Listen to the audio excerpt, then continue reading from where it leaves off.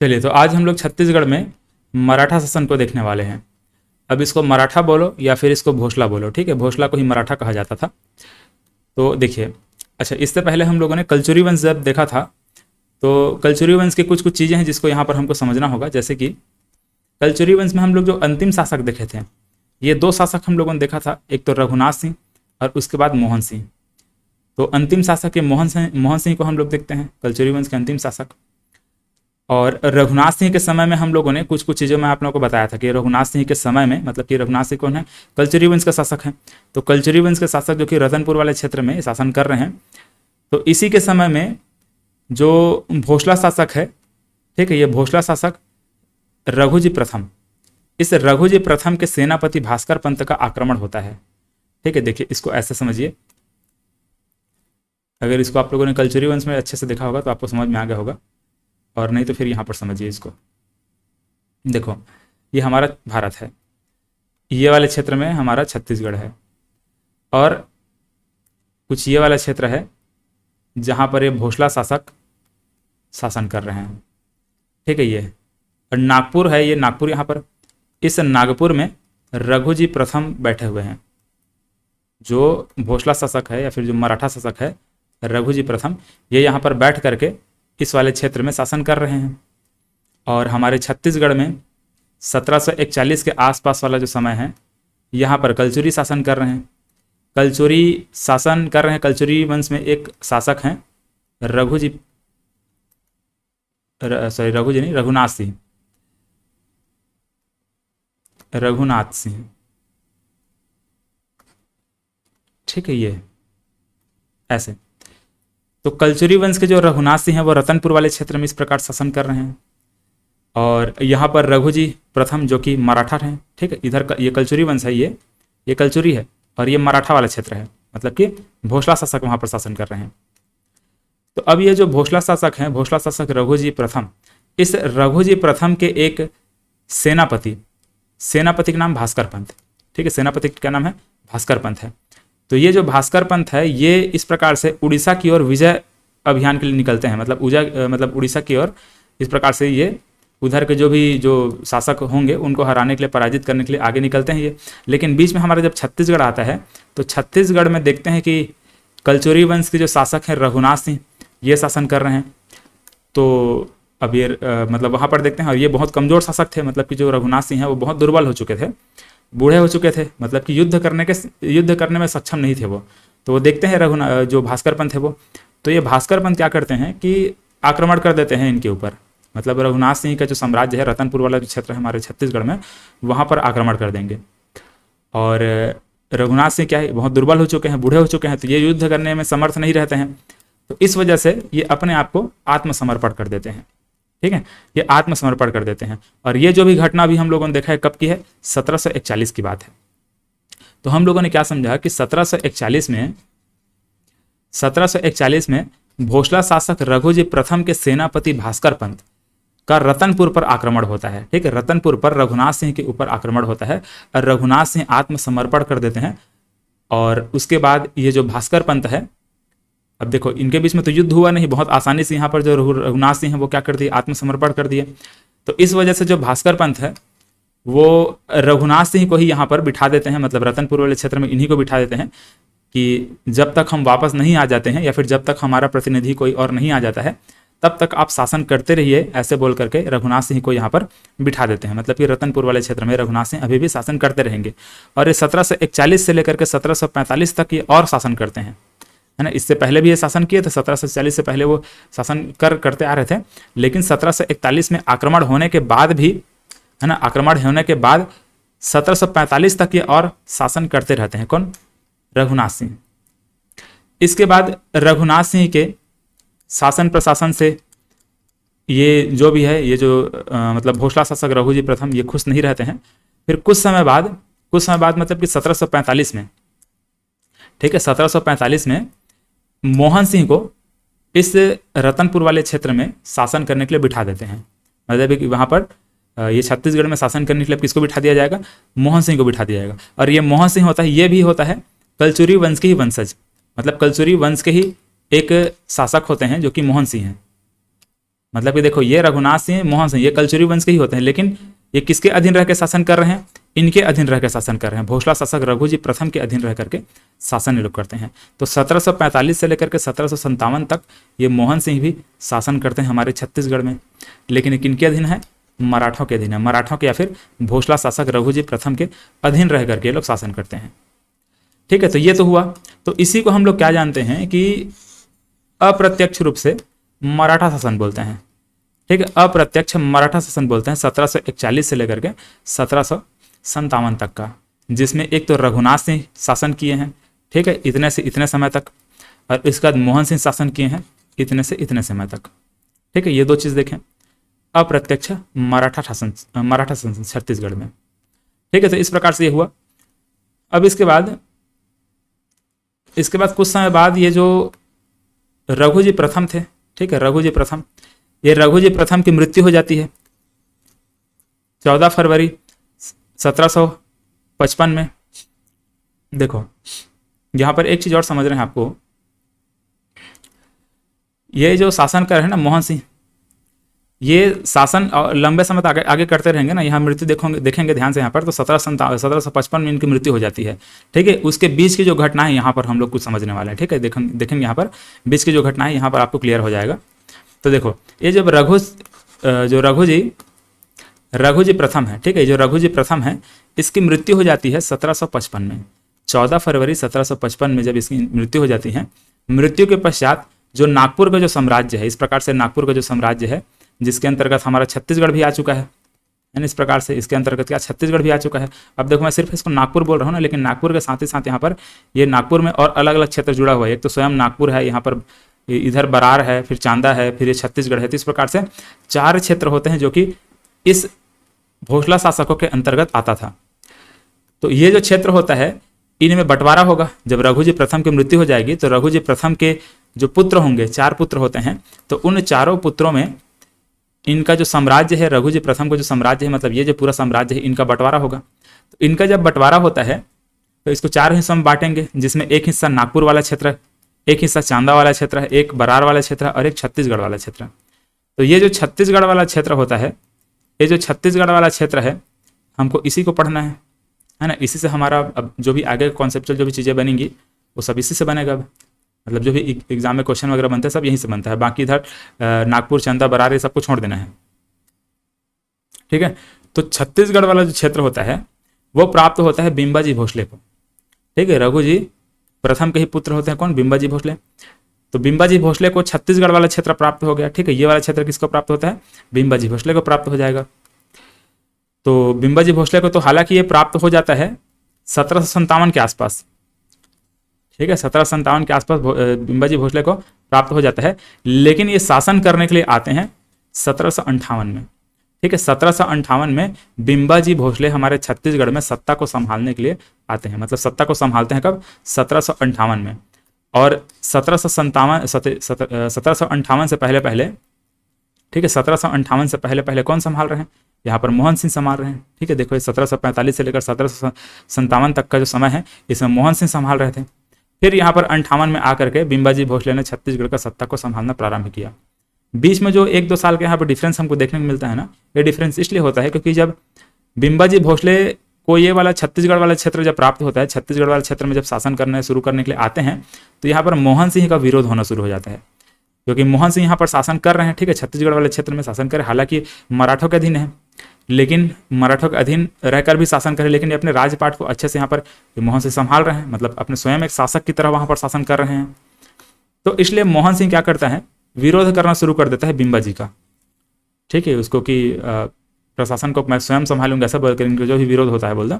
लेकिन कुछ समय बाद ये मोहन सिंह की मृत्यु हो जाती है, और मृत्यु होने के बाद यहाँ पर जो बिंबाजी हैं वो आकर के स्वतंत्र रूप से हमारे छत्तीसगढ़ में 1758 से जो भोसला शासन है उसको प्रारंभ कर देते हैं। मतलब कि जो छत्तीसगढ़ का सत्ता है उसको संभालना प्रारंभ कर देते हैं। ठीक है, तो इस प्रकार से हुआ। तो यहाँ तक का जो हम लोगों ने समझा कि पहला जो शासक हमारे छत्तीसगढ़ में आएंगे, पहला जो मराठा शासक कोई आएगा हमारे छत्तीसगढ़ में, तो कौन रहेगा? बिंबाजी भोसले रहेगा। तो बिंबाजी भोसले आते हैं हमारे छत्तीसगढ़, कब आते हैं? 1758 में आते हैं और शासन करना शुरू करते हैं। देखिए कुछ कुछ क्वेश्चन मैं यहाँ पर लेकर चलूंगा, तब आपको समझ में आता जाएगा, है ना। एक दो क्वेश्चन यहाँ पर देखते हुए चलेंगे। जैसे कि देखो, मराठों ने छत्तीसगढ़ पर किस वर्ष आक्रमण किया था? मराठों ने छत्तीसगढ़ पर किस वर्ष आक्रमण किया था? 1741 में आक्रमण किया था।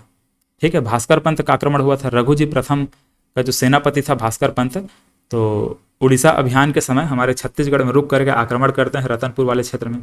रघुनाथ सिंह को कमजोर देख करके उस पर आक्रमण कर देते हैं। फिर रघुनाथ सिंह क्या कर देते हैं? आत्मसमर्पण कर देते हैं, ऐसे हम लोगों ने देखा है। तो 1741 ये देख लिए। दूसरा क्वेश्चन देखिए, नागपुर के राजा रघुजी भोसला के सेनापति भास्कर पंत ने रतनपुर पर आक्रमण किया था। सही है ये, ठीक है। नागपुर के राजा रघुजी भोसला है, मतलब रघुजी प्रथम है या फिर रघुजी भोसला बोल दो, इसके सेनापति भास्कर पंत ने आक्रमण किया था। सही है। रतनपुर के राज्य की सेना ने मराठों से युद्ध किया था क्या? नहीं किया था। ठीक है, आत्मसमर्पण कर दिए थे। जो रघुनाथ सिंह है उन्होंने क्या कर दिया था? आत्मसमर्पण कर दिया था। रतनपुर में जो शासन कर रहे थे कलचुरी वंश का शासक रघुनाथ सिंह, उन्होंने आत्मसमर्पण कर दिया था। रतनपुर का राजा युद्ध करते हुए मारा गया था क्या? नहीं मारा गया था। ठीक है, मारा गया था क्या? नहीं मारा गया था। तो इसमें पहला कथन बस सही है, दोनों कथन क्या है? गलत है। कथन एक सही है। चौथा क्वेश्चन को देख लीजिए, क्या बोला जा रहा है। इस राज्य का प्रथम मराठा शासक निम्नलिखित में से कौन था? बताइए कौन था? बिंबाजी भोसले। मैंने बताया ना, बिंबाजी भोसले आएंगे। अब छत्तीसगढ़ वाला क्षेत्र बिंबाजी भोसले को प्राप्त होता है, तो 1758 में ही आएंगे और क्या करेंगे? हमारे छत्तीसगढ़ का जो सत्ता है उसको संभालना प्रारंभ करेंगे। तो अब हम लोगों को यहाँ पर मराठा शासन देखेंगे 1758 से, है ना। 1758 में आकर के शासन संभालना शुरू करते हैं। तो 1758 से लेकर के आगे इस प्रकार से मराठा शासन को हम लोग देखते हुए जाएंगे। तो देखो, पहला शासक कौन हम लोगों ने देख लिया? बिंबाजी भोसले। छत्तीसगढ़ में पहला जो मराठा शासक है वो कौन है? बिंबाजी भोसले कहलाएगा। तो ये प्रत्यक्ष रूप से हमारे छत्तीसगढ़ आते हैं और छत्तीसगढ़ में रह करके, रतनपुर में रह करके क्या करते हैं? छत्तीसगढ़ का जो प्रशासन है उसको संभालते हैं। तो ये जो बिंबाजी भोसले हैं, ये 1758 से लेकर मतलब 1758 से प्रशासन को संभालना प्रारंभ करते हैं और इनकी मृत्यु होती है 7 दिसंबर 1787 को। इस डेट को याद रखेंगे, एग्जाम में पूछा जा चुका है। ठीक, कौन सा डेट है? 7 दिसंबर 1787 को इनकी मृत्यु होती है। और जब इनकी मृत्यु होती है तो उसके बाद यहाँ पर आगे हम लोग दूसरा है चिमड़ा जी भोसले देखेंगे। ठीक है, ये आएंगे। चिमड़ा जी के बाद और जो भी मराठा शासक है वो आते जाएंगे। तो पहला यहाँ पर कौन? बिंबाजी भोसले। दूसरा यहाँ पर कौन? चिमड़ा जी भोसले। तीसरा यहाँ पर आएगा व्यंकोजी भोसले। चौथा यहाँ पर आएगा पुरसाजी भोसले और पांचवा आएगा अप्पा साहेब। इस प्रकार से 5 जो मराठा शासक है वो आएंगे 1818 तक। ठीक है, मतलब 58 से लेकर के 1758 से लेकर के 1818 तक की इस प्रकार से 5 जो मराठा शासक है वो आते हैं। और इसके बाद और हम लोग देखते हैं आगे, जैसे कि 1818 से लेकर के 1830 तक ब्रिटिश अधीन रह करके मराठा शासन यहाँ रहेगा छत्तीसगढ़ में। फिर उसके बाद 1830 से लेकर के आगे और देखते हैं। कब तक देखते हैं? एक मिनट, 30 से लेकर के हम लोग 54 तक देखते हैं। ठीक है, चलो तो उस 54 तक के और हम लोग आगे फिर छत्तीसगढ़ में पुनः मराठा शासन वगैरह देखते हैं। तो सब तो बाद में देखेंगे, है ना, उनको फिलहाल अभी रहने दो। देखो, तो यहाँ पर पहले समझो इसको। तो ये 5 जो मराठा शासक हैं इस प्रकार से ये आते हैं अभी 1818 तक के। तो पहला हम लोगों ने क्या देखा है? बिंबाजी। ठीक है, बिंबाजी है। दूसरा हम लोगों ने क्या देखा? चिमड़ा जी। तो ऐसे याद रखेंगे, बीम चिम। फिर हम लोगों ने व्यंको जी देखा था। ठीक है, व्यंको जी है, व्यंको जी से को याद रख लेना। ठीक है, तो बीम चिम को, फिर ऐसे पुरसा जी है और अप्पा साहब है। तो बीम चिम को पुआ, ऐसे याद रख लेंगे। ठीक है, इसको ऐसे ट्रिक वगैरह बना कर याद रखेंगे, तब याद हो पाता ही है, वरना याद नहीं रहता है। तो ये जो 5 हम लोग मराठा शासक जो अभी देखे हैं, कौन कौन से हैं? बिंबाजी, चिमड़ा जी, व्यंको जी, पुरसा जी, अप्पा साहब। तो बिंबा जी, चिमड़ा जी, व्यंको जी, पुरसा जी, अप्पा साहब, ऐसे। तो बीम चिम को पुआ, ऐसे इसको याद रखना है आपको। ठीक है, तो ये 5 मराठा शासक देख लिए। अब देखो इनमें इनके द्वारा काम क्या क्या किया गया है, इनको समझते हैं। इन सब में जितने भी मराठा शासक हम लोग अभी यहाँ पर बात करेंगे, चाहे हम 1818 से 1758 से लेकर के 1818 तक बात करेंगे, या फिर 1830 से लेकर के 1854 तक की बात करेंगे। तो जो भी मराठा शासक आएगा उसमें यहाँ पर एक तो बिंबाजी बहुत ज़्यादा इंपॉर्टेंट है ना, इसके बारे में तो बहुत डिटेल में पढ़ना है। और बाकी लास्ट में हम लोग देखने वाले हैं रघुजी तृतीय देखेंगे, वो भी बहुत इंपॉर्टेंट होते हैं। तो यहाँ पर हम लोग कैसे कैसे क्या क्या समझें, एक बार हल्का फुल्का इसको ऐसे आपको देखना। देखो 1741 से 1700 कितना देखे हैं 45, ठीक है 1745 ऐसे, ठीक है 1745। और 1745 से फिर आगे 1757 ऐसे। तो इस समय तो ये रघुनाथ सिंह शासन करते हैं। रघुनाथ सिंह के बाद यहाँ पर मोहन सिंह शासन करते हैं 1757 तक के, ठीक है। ये मोहन सिंह के बारे में देख लिए हैं, ठीक है, यहाँ पर समझा ना 1745 से लेकर 1757 तक मोहन सिंह। इसके बाद आगे हम लोगों ने क्या समझा 1757 से लेकर के, है ना 1757, या फिर इसको आप चाहो तो 58 कर सकते हो, ठीक है 58। जैसे कि इसको मैं छोड़ देता हूँ, सीधा मैं लिख देता हूँ 1741 से लेकर के सीधा 58 में लिखता हूँ इस समय, ठीक है। तो इस समय ये दो शासक शासन किए, एक तो है ना ये समय में कौन दो शासक, एक तो ये रघुनाथ सिंह और मोहन सिंह, ठीक है, यहाँ इस बीच में। फिर यहाँ पर 1758 से लेकर के 1818 तक यहाँ पर जो मराठा शासन जो इधर आते जाएंगे वो शासन करेंगे। और 1818 तक के 1830 हम लोग देखने वाले हैं। इस समय अंग्रेजों के अधीन रह करके, अंग्रेजों के अधीन रह करके जो मराठा शासन है उनका शासन रहेगा। अंग्रेजों के अधीन रह करके मराठा शासन यहाँ पर हम लोग देखेंगे। फिर 1830 से लेकर के 1854 तक हम लोग पुनः मराठा देखेंगे, पुनः मराठा शासन देखेंगे। तो देखो ये हम लोगों ने क्या देखा, ये हम लोगों ने देखा अप्रत्यक्ष मराठा शासन, ठीक है 1741 से लेकर के 1757 तक अप्रत्यक्ष मराठा शासन।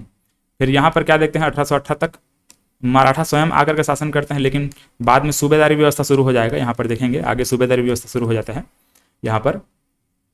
तो यहाँ पर एक तो प्रत्यक्ष मराठा शासन होता है कुछ दिन तक, फिर सूबेदारी व्यवस्था चालू हो जाता है। इस तरह से देखते हैं 1758 से लेकर के 1818 तक, ठीक है, ये समय हम लोग देखते हैं। और फिर इसके बाद यहाँ पर बीच में अंग्रेजों के अधीन यहाँ पर मराठा शासन देखेंगे छत्तीसगढ़ में, फिर यहाँ पर पुनः मराठा शासन देखेंगे। तो ऐसे टाइप का है। बाकी इसको आगे मैं समझाते हुए जाऊँगा तो आप लोगों को क्लियर हो जाएगा, है ना। इसको चाहे तो इस प्रकार से लिख लीजिए, वरना आगे वो मैं डिस्कस करते हुए चलूँगा तो आपको क्लियर हो जाएगा। देखिए तो अब यहाँ पर जो मराठा शासन देख रहे हैं तो इसमें सबसे पहले मैं क्या बोला हूँ कि बिंबाजी आएगा, बिंबाजी भोसला आएगा। तो जो बिंबाजी भोसला है मैंने बता दिया इसकी मृत्यु कब होती है 7 दिसंबर 1787 को। अब देखो इसके समय में होता क्या क्या है। तो जैसे सबसे पहले इनका जो अच्छा काम जो होता है या फिर जो इंपॉर्टेंट काम है वो होता है रायपुर और रतनपुर का प्रशासनिक एकीकरण, ठीक है। रायपुर और रतनपुर का प्रशासनिक क्या कर देते हैं, ये एकीकरण करते हैं, दोनों को एक में मर्ज करके शासन करना शुरू करते हैं।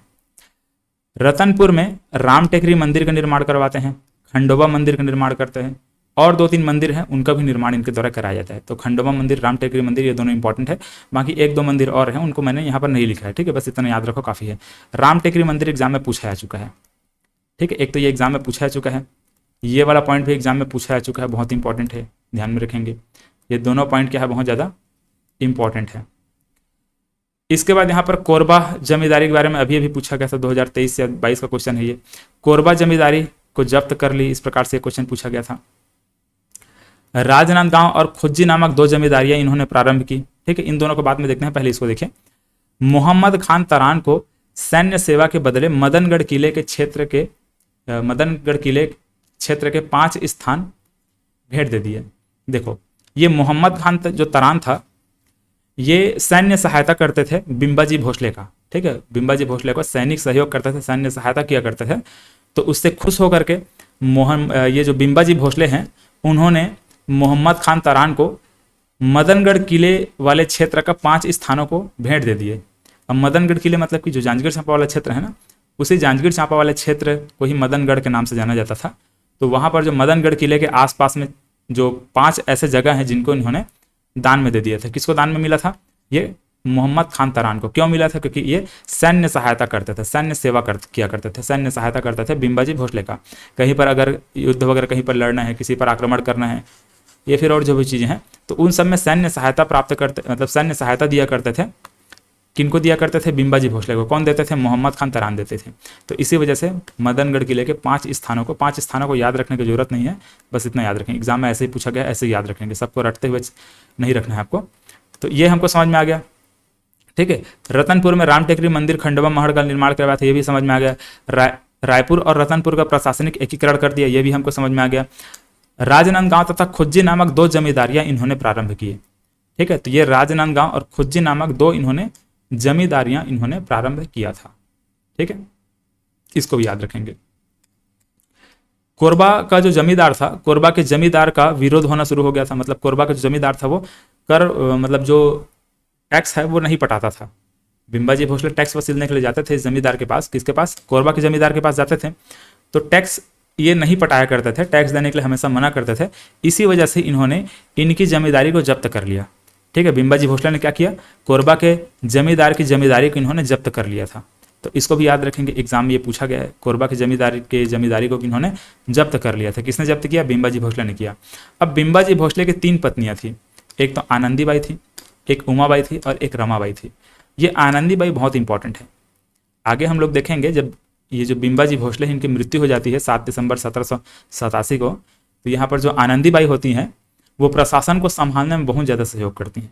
अगला जो यहाँ पर जो भोसला शासक आएगा, ये चिमड़ाजी भोसले, इनके प्रशासन को संभालने में बहुत ज़्यादा सहयोग करती थी आनंदीबाई, क्योंकि उनको प्रशासन का बहुत अच्छा ज्ञान था।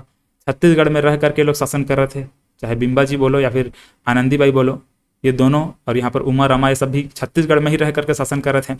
तो छत्तीसगढ़ से अच्छे से परिचित थे, यहाँ के लोगों से परिचित थे, तो प्रशासन को भी संभालने में इनको बहुत ज़्यादा मतलब इनका ज्ञान था, तो प्रशासन के बारे में भी बहुत ज़्यादा आइडिया था। तो बिम्बाजी भोसले की मृत्यु के बाद यहाँ पर जो चिमड़ाजी भोसले आते हैं, अगला जो भोसला शासक है, उस समय यहाँ पर आनंदीबाई प्रशासन को उनके साथ मिल करके सहयोग करती हैं, उनके प्रशासन को संभालने में सहयोग करती हैं, ठीक, ऐसा कुछ होता है। लेकिन ज़्यादा दिन तक चिमड़ा जी जिंदा नहीं रहते हैं, 1 साल के बाद, मतलब लगभग 1 साल में ही रहस्यमय तरीके से इनकी मृत्यु हो जाती है चिमड़ा जी भोसले का, ठीक है। उसके बाद यहाँ पर व्यंको जी भोसले आता है। तो जब व्यंको जी भोसले आते हैं, जब व्यंको जी भोसले आते हैं तो ये सोचते हैं कि जब चिमड़ा जी भोसले गए थे 1 साल में उनका रहस्यमय तरीके से मृत्यु हो गया, तो व्यंको जी भोसले भी सोचते हैं कि हो सकता है कुछ ऐसा कुछ होगा कि मृत्यु मेरी भी ना हो जाए। तो इस डर से ये छत्तीसगढ़ नहीं आते हैं, ठीक है। छत्तीसगढ़ ना आकर के व्यंको जी भोसले छत्तीसगढ़ ना आकर के नागपुर में बैठते हैं और नागपुर से छत्तीसगढ़ को सूबेदारों के माध्यम से संभालना शुरू करते हैं। मतलब कि इन्होंने सूबेदारी व्यवस्था की प्रारंभ कर देता है, ठीक है। ये जो व्यंको जी भोसले है क्या करते हैं? सूबेदारी व्यवस्था ये प्रारंभ करते हैं और नागपुर में बैठ करके छत्तीसगढ़ में सूबेदार भेजते हैं। और सूबेदार छत्तीसगढ़ में इस प्रकार से 8 सूबेदार आते हैं और इन 8 सूबेदार के माध्यम से हमारे छत्तीसगढ़ में प्रशासन चलता है। मतलब कि 1788 से लेकर के, ठीक है, 1788 से लेकर के 1818 तक के अब छत्तीसगढ़ में सूबेदारों के माध्यम से प्रशासन चलेगा। छत्तीसगढ़ का जो अगला जो भी प्रशासक बन करके हमारे छत्तीसगढ़ में आएंगे वो सूबेदार आते हैं। प्रत्यक्ष रूप से जैसे ये आ रहे थे ना, बिम्बा जी आए थे, चिमड़ा जी आए थे, वैसे ये नहीं आते हैं, व्यंको जी नहीं आएंगे, ये नागपुर में ही बैठेंगे और भेज देंगे किसको? महिपत राव को। फिर यहाँ पर विट्ठल राव आएगा, फिर भवानी कालू आएगा। तो ये सभी ये सूबेदार हैं, ठीक है। सूबेदार को अगले क्लास में देखेंगे, है ना। अभी यहाँ पर ये जो बचा हुआ इधर का देख लेते हैं। तो देखो यहाँ पर आपसे एग्जाम में क्वेश्चन पूछा जाता है कि सूबेदारी व्यवस्था को प्रारंभ करने वाले कौन शासक है? सूबेदारी व्यवस्था को प्रारंभ करने वाले जो शासक है कौन है? वो व्यंको जी भोसला है। बहुत इंपॉर्टेंट क्वेश्चन है, याद रखेंगे। नागपुर से छत्तीसगढ़ का सत्ता का संचालन करने वाले शासक सूबेदारों के माध्यम से किसने किया था? व्यंको जी भोसला है। सूबेदारों के माध्यम से नागपुर से छत्तीसगढ़ का सत्ता का संचालन किसने किया? व्यंको जी भोसले ने। इसी के समय, मतलब कि व्यंको जी भोसले के समय फॉरेस्टर, देखो एक मतलब कि यूरोपीय यात्री है फॉरेस्टर, एक और यात्री होते हैं, ये भी अंग्रेज ही रहते हैं, ये कौन होते हैं? जेटी ब्लंट और एक कोलब्रुक। ये 3 यात्री है, ठीक है, 3 विदेशी यात्री हैं, फॉरेनर हैं, ये हमारे छत्तीसगढ़ को आते हैं घूमने के लिए, ठीक है। छत्तीसगढ़ घूमते हैं किसके शासनकाल के समय? व्यंको जी भोसले के शासनकाल में। हालांकि ये नागपुर में बैठे हुए हैं, इसके जो भी यहाँ पर सूबेदार हैं वो छत्तीसगढ़ में शासन करते रहते हैं और इन्हीं के समय में ये जो यात्री हैं ये आते हैं, ठीक है। जो भी अंग्रेज यात्री हैं वो लोग छत्तीसगढ़ आते हैं और विजिट करते हैं, ठीक है। आगे हम लोग देखने वाले हैं, वैसे जेट ब्लंट वगैरह के बारे में हम लोग बात करेंगे। जब हम लोग बस्तर के इतिहास पढ़ेंगे वहां पर भी इन सबको मतलब कि इन सबको देखेंगे। अब आगे यहाँ पर क्या देखते हैं कि ये पुरुषा जी आते हैं, ठीक है। व्यंको जी के मृत्यु के बाद कौन आएंगे? पुरुषा जी आएंगे। 1811 से लेकर के 1816 तक ये शासन करेंगे। फिर अप्पा साहब आएंगे। अप्पा साहब 16 से लेकर 18 तक शासन करेंगे। और जब अप्पा साहब जब शासन करते हैं, अप्पा साहब जब शासन करते रहते हैं, देखो एक तो यहाँ पर आप भारत के इतिहास में जब पढ़ाऊंगा ना तो वहाँ पर बहुत सारे यहाँ पर ऐसे युद्ध और बहुत सारा षड्यंत्र रचा जाता है, खास करके अप्पा साहब के द्वारा। अंग्रेजों से संधि कर लेगा, नागपुर वाले क्षेत्र में आक्रमण करेगा, ऐसे बहुत सारी चीज़ें वहाँ पर होती हैं। फिर अंत में जाकर के क्या होता है कि अप्पा साहब मतलब कि नागपुर में जो भी भोसला शासक है उनका, या फिर आप ये कह सकते हो अप्पा साहब और अंग्रेजों के बीच में सीताबर्डी का लड़ाई होता है, ठीक है। ये कब होता है? 1817 को होता है, ठीक है। 1817 को क्या होता है? अप्पा साहब शासन कर रहे हैं, देखो यहाँ पर है ना, शासन कर रहे हैं। इसी समय इनका मतलब अप्पा साहब का अंग्रेजों के साथ युद्ध होता है। मतलब ये कह सकते हैं कि भोसला और अंग्रेजों के मध्य यहाँ पर क्या हो रहा है? युद्ध हो रहा है। भोसला में कौन है? अप्पा साहब है। और अंग्रेजों में कौन है? ये अंग्रेज है ना। बाकी यहाँ पर कौन है उसको भारत के इतिहास वगैरह में देखेंगे, है ना, सीताबर्डी का युद्ध वगैरह को। तो ये जो सीताबर्डी का युद्ध होता है 1817 में, ठीक है, 27 नवंबर 1817 में जब युद्ध होता है तो यहाँ पर अप्पा साहब हार जाते हैं, अप्पा साहब की पराजय हो जाती है, ठीक है। अप्पा साहब की जब पराजय होती है उसके बाद यहाँ पर अगला जो प्रशासक बनना चाहिए उसको देखो, हालांकि 1818 में इसका युद्ध होता है ना। युद्ध के बाद अंग्रेज इन्हीं को, अप्पा साहब को यहाँ पर प्रशासक बना देते हैं, लेकिन कुछ ऐसी घटना होती है जिसकी वजह से अप्पा साहब यहाँ से भाग जाते हैं, ठीक है। अप्पा साहब यहाँ पर भाग जाते हैं क्योंकि अंग्रेजों को वहाँ पर अंग्रेजों को भड़का दिया जाता है। अंग्रेज जब भड़क जाते हैं तो उसके बाद अप्पा साहब वहाँ से भागते हैं और फिर अंग्रेज क्या करते हैं, छत्तीसगढ़ का जो प्रशासन है उसको अपने हाथ में ले लेते हैं। और अपने हाथ में तब तक लेते हैं जब तक रघुजी तृतीय हैं, जो रघुजी तृतीय होते हैं वो वयस्क ना हो जाए। अब इस समय क्या है, जो रघुजी तृतीय होते हैं इन्हीं का एक वंशज है, मतलब ये जो भोसला शासक है इन्हीं का जो वंशज होता है रघुजी तृतीय, वो बहुत छोटे रहते हैं। तो उनके वयस्क ना हो जाने तक ये जो अंग्रेजी सेना है, अंग्रेज हैं, वो छत्तीसगढ़ का प्रशासन को अपने हाथ में ले लेते हैं और शासन करना शुरू कर देते हैं। इसीलिए मैंने आपको क्या बोला था कि 1818 से लेकर के 1830 तक ब्रिटिश के अधीन मराठा शासन रहेगा, ठीक है, ऐसा मैंने बोला था ना। तो वही चीज़ है, इसको हम लोग वैसे अगले क्लास में देखेंगे। यहाँ पर फिलहाल ये जो अभी जितने भी जो 5 हम लोग देखें ना, भीम चिम को पुआ, ये सबको मराठा जो शासक है इनको देख लेते हैं। इनका कुछ कुछ क्वेश्चन हम लोग डिस्कस करेंगे, तब कहीं जा करके बेहतर तरीके से आप लोग समझ पाएंगे। फिर उसके बाद यहाँ पर सूबेदारी व्यवस्था को देखेंगे। सूबेदारी व्यवस्था से बहुत सारा क्वेश्चन पूछा जाता है। देखो यहाँ तक देख लिए थे। छत्तीसगढ़ में प्रथम मराठा शासक कौन था? बिम्बाजी भोसले था। अब इसके बाद देखो 1758 में मराठा द्वारा विजय प्राप्त करने के बाद छत्तीसगढ़ के शासक के रूप में किसे नियुक्त किया गया था? तो इसका भी आंसर क्या रहेगा? बिम्बाजी भोसले रहेगा, है ना। 1758 में पहला जो मराठा शासक है या फिर जो पहला भोसला शासक है वो कौन आता है? बिम्बाजी भोसले आए थे, है ना, बिम्बाजी भोसले। इसका देखिए इधर दिया हुआ है अवधि, मतलब समय का दिया हुआ है, टाइम पीरियड दिया हुआ है। इधर मराठा जो शासक है उनका नाम दिया हुआ है। अब इनको हमको मैच द कॉलम में मैच करना है। तो देखो इसमें आपको मैं ट्रिक क्या बताया था, भीम चिम को पुआ बताया हूँ, बिम्बाजी भोसले, चिमड़ाजी भोसले, व्यंकोजी भोसले, पुरुषाजी भोसले, अप्पा साहब, ऐसे बताया था। तो भीम पहले आता है, तो ये बिम्बाजी भोसले भीम है ना। तो ये पहले आएगा, किस में आएगा? 1758 से लेकर के 1787 आएगा। फिर चिम आएगा, चिमड़ा जी आएगा, ठीक है, चिमड़ा जी है, मतलब कि 1787 से लेकर के 1788 तक आएगा। ये एक ही साल थे। और रहस्यमय तरीके से क्या हो जाता है, इनकी मृत्यु हो जाती है, ऐसे हम लोगों ने देखा। इसको भी और मैं समझाऊंगा ना आपको, पूरा भी अच्छे से नहीं समझाया हूँ मैं। तो ये चिमड़ा जी क्या हो जाती है, रहस्यमय तरीके से मृत्यु हो जाती है। इसके बाद देखो 88 से लेकर के कौन आएगा, ये आएगा व्यंकोजी भोसले, ठीक है। 1788 से लेकर के 1811 तक व्यंकोजी भोसले आएगा। और फिर 1816 से एक मिनट रुको, एक गड़बड़ है, हाँ ठीक है चलो, 16 तो यहाँ पर दूसरा और नहीं है। तो 1816 से लेकर के 1818 तक यहाँ पर अप्पा साहब आएगा, ऐसा कुछ है, ठीक है। तो देख लो इसका सही आंसर क्या रहेगा, ठीक है। जहाँ तक इसका सही आंसर क्या बनना चाहिए, बी बनना चाहिए, ठीक है, ऐसा कुछ है। देखो यहाँ पर हम लोग क्या समझ रहे थे, ये जब इनकी मृत्यु होती है, बिंबाजी भोसले की जब मृत्यु हो जाती है, इस दिन जब बिंबाजी भोसले की मृत्यु हो जाएगा, तो यहाँ पर ये जो चिमड़ाजी भोसले हैं, चिमड़ाजी भोसले अगला शासक बनेंगे। तो अगला शासक बन करके हमारे छत्तीसगढ़ में जो भोसला है कौन आएगा? चिमड़ाजी भोसले आएंगे। तो जब चिमड़ाजी भोसले आते हैं उस समय आनंदीबाई ने बताया था, आनंदीबाई इनकी पत्नी थी, इनकी पत्नी थी, ये बिंबाजी भोसले की पत्नी थी। तो इनको प्रशासन का बहुत अच्छा ज्ञान था। तो इस वजह से चिमड़ाजी और आनंदीबाई दोनों मिल करके प्रशासन को संभालने की कोशिश करते हैं, प्रशासन को संभालते भी हैं। लेकिन कुछ समय बाद यहाँ पर जो चिमड़ाजी भोसले हैं इनका रहस्यमय तरीके से मृत्यु हो जाता है, ये हम लोगों ने समझा। फिर यहाँ पर जो व्यंकोजी भोसले आते हैं वो सूबा शासन जब प्रारंभ जब करते हैं तो पहले सूबेदार जो भेजते हैं जिसका नाम था क्या? महिपत राव। ठीक है, महिपत राव दिनकर, ये जो पहला सूबेदार जब भेजा जाता है, तो ये जो पहला सूबेदार है जब ये आते हैं तो इसका आनंदीबाई विरोध करती हैं। आनंदीबाई क्या करती हैं? विरोध करती हैं। और इनके बीच में मतलब कि महिपत राव और आनंदीबाई के बीच में सत्ता के लिए संघर्ष होता है। सत्ता के लिए संघर्ष होता है मतलब कि अब यहाँ पर महिपत राव आया है, महिपत राव किसके माध्यम से आया हुआ है? तो व्यंको जी के माध्यम से आया हुआ है। तो ये जो महिपत राव है व्यंको जी के बात को मान करके छत्तीसगढ़ का जो भी प्रशासन है उसको बदलने का या फिर जो भी अपने तरीके से चलाने की कोशिश करते हैं। लेकिन आनंदीबाई, इनको तो पहले से प्रशासन का ज्ञान था, यहाँ पर छत्तीसगढ़ में किस प्रकार से प्रशासन करना है यहाँ के लोगों से परिचित थे।